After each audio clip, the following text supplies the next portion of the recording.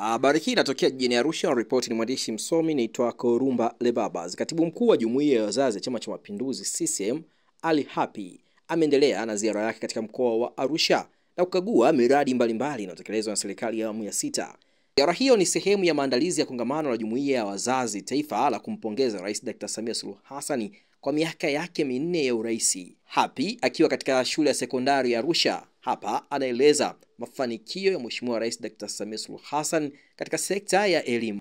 Kwa hiyo mimi nataka nimpongeze rais wetu, kwa sababu ili tuweze kuendelea lazima tuwekeze katika elimu. Hatuwezi kuwa na taifa la watu ambao hawana elimu.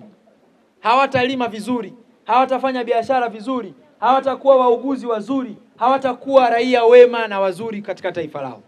Kwa hiyo elimu haina mbadala. Lazima tuwekeze katika elimu ya watoto wetu. Nchi yetu ilikuwa inakabiliwa miaka michache iliyopita na uhaba wa madarasa. Lakini alipoingia madarakani Mheshimiwa Rais, moja ya malengo yake akasema jambo hili tulitafutie suluhu ya kudumu. Hivi sasa akaweka jitihada, amejenga zaidi ya madarasa 1034 nchi nzima.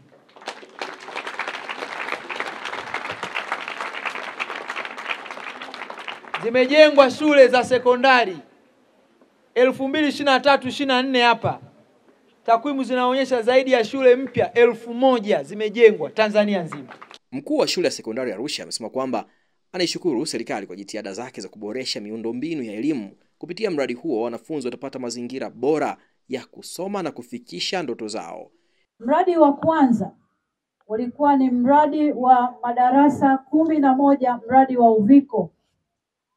Tumepokea pia madarasa 8 ya ghorofa ambao umetoka kuyatembelea.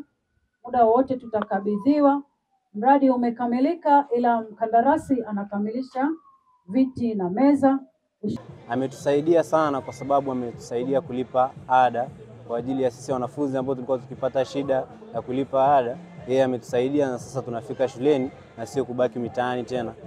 Napenda kumshukuru kwa ajili ya ujenzi wa madarasa takriban 19 katika shule yetu na matundu ya vyoo 58 ambayo imeweza kutosheleza wanafunzi wote wa Arusha sekondari. Hakuna usumbufu, hakuna misongamano tena. Miradi hiyo ni sehemu ya juhudi za serikali kuhakikisha maendeleo yanafikia watu wote, huku sekta ya elimu ikipewa kipaumbele ili kujenga kizazi chenye maarifa na uwezo wa kushiriki katika maendeleo ya taifa.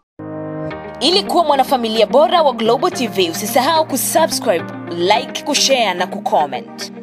Baada ya kusubscribe, bonyeza alama ya kengele ili kupata taarifa kwa kila video inayopanda Global TV Online.